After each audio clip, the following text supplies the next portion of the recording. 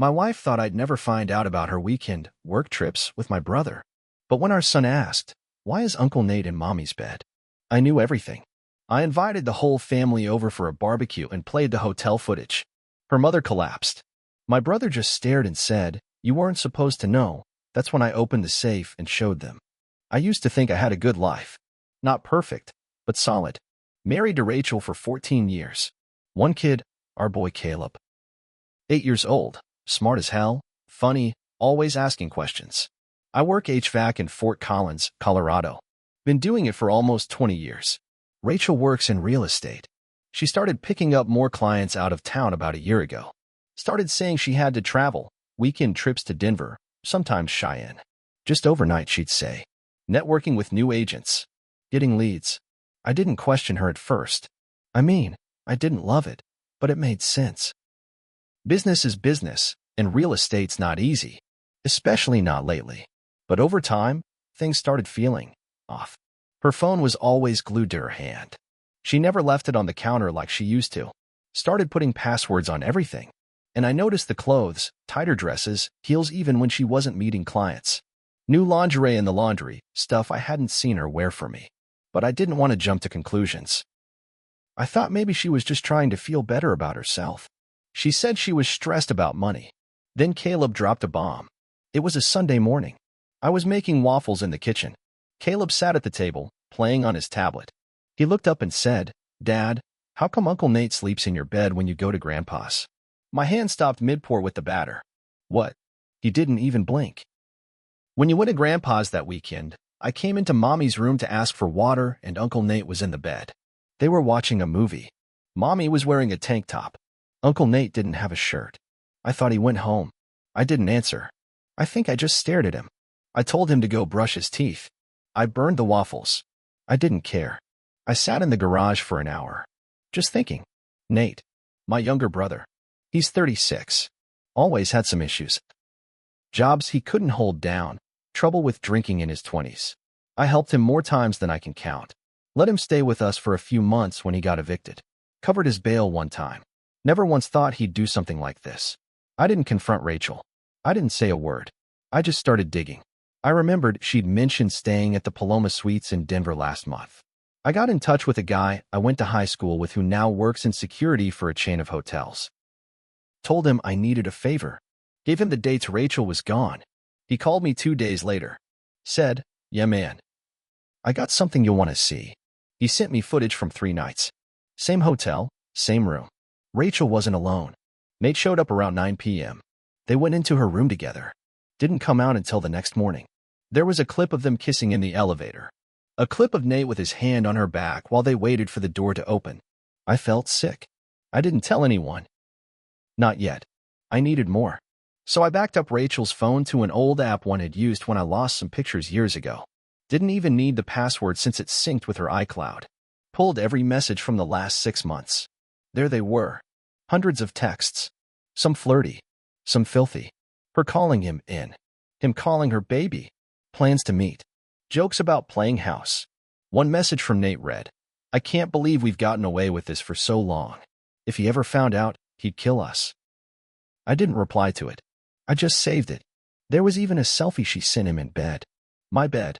The same comforter I bought from Target on Black Friday. You could see Caleb's toy dinosaur in the background. That one almost broke me. I printed everything. Booked a safe deposit box. Bought a safe too for home. I wasn't going to lose proof. Then I went a step further. I had Caleb tested. Just in case. I hated myself for it, but I had to know. He's mine. 99.9999%. That was the only relief I got in all of this. So I made a plan. Rachel had another work trip coming up. I told her I'd be visiting my dad in Loveland that weekend and taking Caleb with me. She smiled like nothing was wrong. I called everyone. Told them we were having a big barbecue. Family get-together. Everyone. Her parents. My parents. Nate. Our cousins. Even her aunt who's always talking crap about my lawn. I told them I had a big announcement. Something they'd want to see. The day came. Saturday. Sunny, clear skies. I set up the grill, got the patio TV ready. Had my cousin rig the footage so it'd play right from the laptop. People were laughing, drinking beer. Rachel was in a sundress, playing hostess, hugging people, smiling like she was the perfect wife. Nate showed up late, waved at me. I just nodded. When everyone was settled with their food, I stood up. I said, "Thanks for coming, everyone. Before we get into dessert, I want to share a little something. A surprise." Rachel looked nervous. She had this twitch in her jaw when she got anxious. It was going off like a siren. I hit play. The screen lit up. Clip 1, Nate and Rachel in the hotel lobby. Him grabbing her ass. Clip 2, elevator. Kissing. Clip 3, walking into the same room. Her smiling. Him carrying a bottle of wine. The sound of forks dropping. Someone gasped. Her mother let out a cry and fainted. My dad caught her before she hit the ground. Rachel didn't move. Just stared. Frozen. Nate said nothing. His eyes locked on the screen. Then he looked at me and whispered, "You weren't supposed to know." I walked into the house and came back with the safe. Set it right on the table. Opened it. Inside, the hotel bills. The texts. The USB. The DNA test. The photos. I didn't say anything. Just let them all look. Rachel finally spoke. Quietly. "You went through my stuff?" I looked her dead in the eye. "I went through our life. You burned it. I'm just picking up the ashes." Then her dad stood up. He pointed at Nate and said, "Get out. Now." Nate didn't argue. He walked out without a word. Rachel sat down on the grass. Just sat there. Her hands shaking. And I still wasn't done. Everyone was staring. Some still had plates in their laps, food untouched. My cousin's wife was crying. My mom just kept shaking her head, whispering, "I can't believe this." Rachel stayed there on the grass, staring at the patio stones like they were going to swallow her. Her dad tried to help his wife up, but she was still dazed, sitting on the steps, looking like someone had slapped the soul out of her. Then Caleb came out of the house. He looked at everyone, confused. Why is everyone so quiet? Rachel tried to get up. "Sweetie, go back inside." "No," I cut in, stepping between them. "He stays." Rachel's eyes widened. "He's just a child. He's also the one who told me the truth," I said. "He deserves to know what's going on. What he saw was real. You don't lie to your kid and expect him to forget it." She looked at Caleb, tears finally showing. "Mommy made a mistake." "No," I snapped. "You made a choice." Over and over again. Then Nate came back. I thought he'd left, but no. He was standing at the side gate. Arms crossed. Face red, jaw clenched. He said, "You got your show? You happy now?" I walked over to him slow. I was shaking, but I wasn't going to throw a punch. That's what he wanted. That's what would let him play the victim. "I gave you everything, man," I said. "You needed money. I gave it. You needed a place to crash. I let you sleep in my home. And you crawl into my bed when I'm gone. You don't understand." "No," I cut him off. You don't. You don't get to tell me I don't understand betrayal when it's your face I saw on that footage." He glanced around at everyone, then said, "It wasn't just me. Ask her." I turned to Rachel. "Is that true?" I asked. "Was it just Nate? Or were there more?" She said nothing. That told me everything. I took a deep breath and said, "That's what I thought." Then her aunt, the one who never liked me, spoke up. "You were always too good for her. We saw it. We just didn't think it'd go this far." Rachel stood up then, not to apologize, not to explain, but to accuse. "You were never home," she shouted. "You were always working, always tired, always covered in sweat and grease." I was lonely. I laughed. I couldn't help it. "You were lonely? So you slept with my brother? You didn't come to me. You didn't ask for counseling. You just slid into his bed. Or he slid into ours." Nate flinched at that. Then Rachel stepped forward, her voice trembling. "I made a mistake. But you set me up. You humiliated me. In front of everyone." "No," I said calmly. "You did that to yourself. I just turned the lights on." Then my mom stood up. She walked over to Rachel and said, "I raised 2 sons. And I never thought one would betray the other this way. But I never thought I'd see this from you either. You were like a daughter." Rachel couldn't meet her eyes. Then my mom turned to me and said, "What are you going to do now?" I looked at Rachel, looked at Nate, looked at Caleb. I said, "I'm going to keep raising my son, and I'm going to show him what real family looks like, even if it means cutting out the fake ones." Rachel went pale. "But the house, Caleb's school," I shook my head. "We'll figure it out. But I'm not staying married to a liar. And I'm damn sure not going to Thanksgiving with a brother who'd stab me in the back." Rachel started crying, hard this time. but not a single person moved to comfort her. Even her mom looked away. And still, the worst hadn't hit yet. Because that night, after everyone left, Rachel came to me with a threat. That night, after the backyard emptied out, after Rachel's mom was taken home and Caleb was asleep in his room, she came to me in the kitchen. I was drinking coffee, not because I needed the caffeine, but because I needed something to hold on to. She stood there in the doorway, arms crossed, face swollen from crying. "You really think you're going to take Caleb from me?" she said. Her voice was low, but there was venom in it. I didn't even look up. "I'm not taking him. I'm protecting him." She took a step closer. "You're going to ruin his whole life just to punish me?" I set the mug down. "You already ruined enough of his life. I'm trying to make sure he doesn't grow up thinking this kind of betrayal is normal." Then she said it. "If you try to take full custody, I'll tell the court you hit me." I stared at her. "You what?" She looked me dead in the eyes. "I'll say you hit me. That you've been violent. That Caleb is scared of you. I'll get a restraining order. You think hotel footage is going to matter more than a scared mom crying on the stand?" I stood up slowly. "You serious right now?" She said nothing. "You want to add that kind of lie to this mess?" I asked. "You want to ruin Caleb's life just to hurt me more?" She shrugged. "I'm just telling you how this goes. You humiliated me. Now you get consequences." I walked past her, straight to the safe, pulled out one more folder.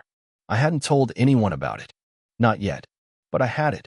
Because about 3 weeks ago, right after I started getting suspicious, I bought a few hidden cameras. One went in the living room, one in our bedroom. I had video of Rachel screaming at Caleb when she thought no one was home, shaking his arm when he spilled juice, throwing her phone across the room when he asked about Nate again. I never wanted to use it, never wanted to even watch it. But after what she just said, I handed her the folder. "Go ahead," I told her. "Try to play that game. I've got hours of footage. Not edited, not clipped. Just raw video of who you really are when no one's watching." She opened it, flipped through the screenshots. Her face changed. For the first time all day, she looked scared. "You were spying on me?" I nodded. "Because I stopped trusting you. And looks like I was right to." She dropped the folder on the floor and walked out. I heard her crying in the garage, but I didn't go after her. She wanted a war. I was ready now. But the next morning, I got a call. It was from Nate's wife. She wanted to talk in person. And what she told me made everything worse. The next morning, I met Nate's wife, Jessica, at a diner near Windsor. She looked like she hadn't slept. Dark circles under her eyes. Pale. Nervous. We ordered coffee. No food. "I saw the video," she said. "Your cousin sent it to me." I nodded. "I didn't know how to tell you. I wasn't sure if I should." She looked down at her cup. I had a feeling. I thought it was just an emotional thing. You know, texting. But seeing them, like that, she covered her mouth and looked out the window. I stayed quiet. Let her have the moment. Then she turned back to me and said something I didn't expect. "It wasn't just Rachel." "What do you mean?" She pulled out her phone, scrolled, turned the screen toward me. There was a message thread, a saved voice memo, and a video.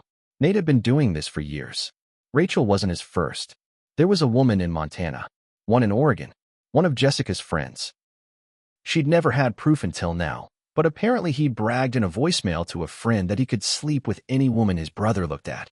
I felt sick. Jessica said, "He's been obsessed with you since we were teens. Always trying to beat you. Make you look stupid. He saw your life as the one he wanted." She looked up at me, and her voice cracked. And I stayed with him. I believed his lies, over and over. I just sat there. Didn't know what to say, because I'd done the same. We agreed on one thing.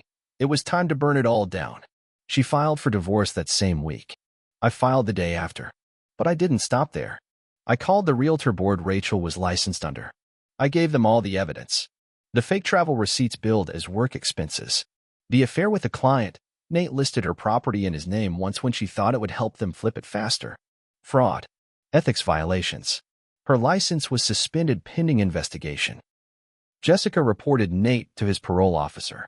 Turns out his DUI probation wasn't fully closed yet, and lying to the court about where he was traveling violated his terms. He got picked up 2 days later. I kept Caleb. Full custody.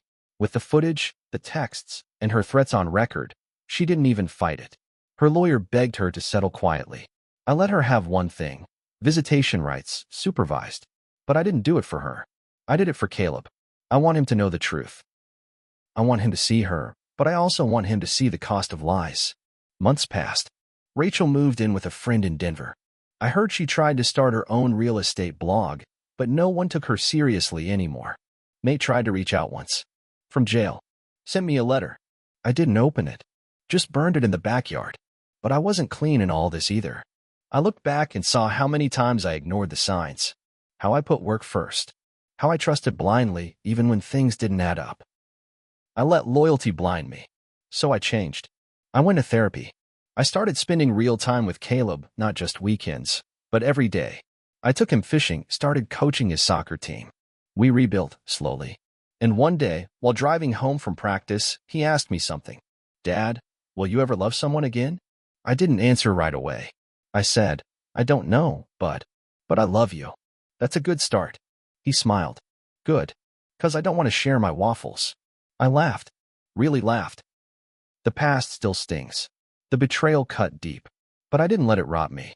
I didn't let it turn me into them. They tried to break me. All they did was set me free.